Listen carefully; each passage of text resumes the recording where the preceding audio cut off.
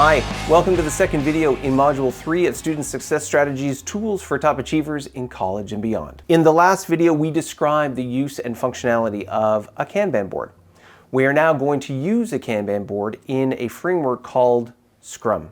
Before we dive into any details about how Scrum works, know that it is a simple, lightweight, and easy to execute way of working. If at any point it starts to feel burdensome, clunky, or like it's getting in the way, then we need to change the way you are using it. Scrum emerged from the Agile Manifesto and has become industry's most dominant and widely used agile methodology or tool. Scrum is a repeating, cyclical process that is broken up into increments commonly referred to as sprints or iterations. At the start of every sprint, we need to plan and prepare. Using your backlog as our starting point, we take the top items on that previously prioritized list and add a certain number of those pieces of work to our sprint backlog. The sprint backlog is the to-do list for the specific sprint we are working on. As mentioned earlier in the course, our default sprint length will be 2 weeks for this example, which leads us to the question of how to determine how much work we can do in a 2-week sprint. We use a method referred to as pointing, which we will describe in the next lesson. But for this lesson, we will use the numbers 1, 2, 3, and 5. I'll explain why we're leaving 4 out in the next lesson. If we determine that our first task of research will take some time and be moderately difficult and/or take a moderate amount of time, perhaps we need to give it a point value of 3.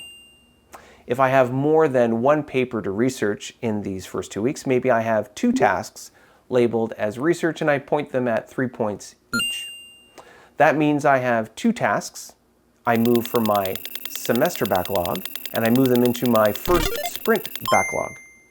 Your sprint backlog is also the first column of your to-do list on your Kanban board for your sprint. Over the course of the next 2-week sprint, you will move the first research task from left to right, from the doing and then eventually the done column, as you progressively complete the work. The order in which you complete the various tasks should be based on their level of priority as they were transferred from your semester backlog to your sprint backlog. Over the course of your 2-week sprint, you will complete as much work as you are capable of doing.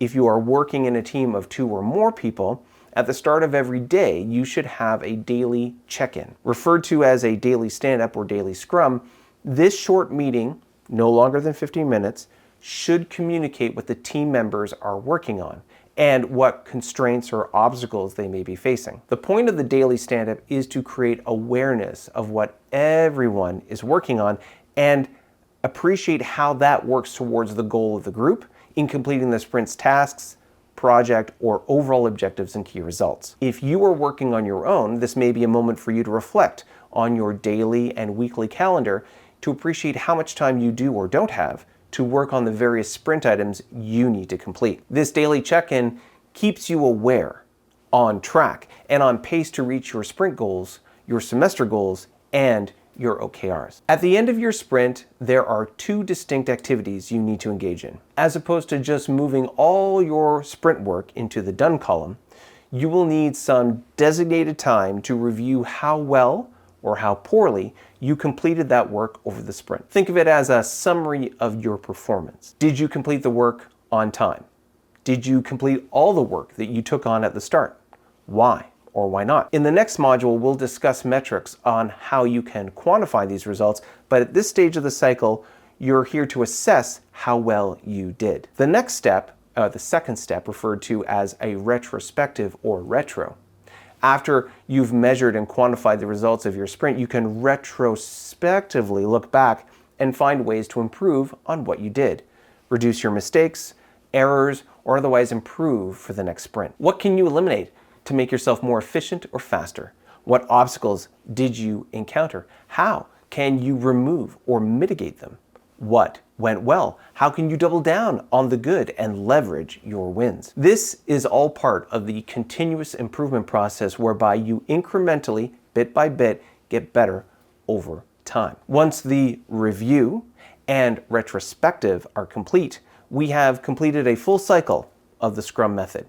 Because Scrum is cyclical, we don't stop. We'll just start again from the beginning. We take our semester backlog, which we have at some point reprioritized or groomed over the first sprint, and then load up our sprint backlog for sprint number 2. So to recap, we start with the semester backlog. We then transfer, based on the priority, work into our sprint backlog. We manage the execution of the sprint backlog using our Kanban board over the period of our sprint, with daily stand-ups to monitor progress over the 2 weeks in our example. As we reach the end of our sprint, we conduct a review of what we accomplished. We retrospectively reflect on how we can do better in the next sprint. Once our retrospective is complete, we begin again by planning our sprint and loading up the next sprint backlog. Well, that's Scrum in a nutshell. It is quick, lightweight, and easy to execute. It may seem a little awkward at first, as though you're adding steps, but this approach will help you stay accountable and aware of how well you are working towards your 2-week sprint goal, your semester goals, and your OKRs. In the next lesson, we will discuss pointing and how it impacts your sprints.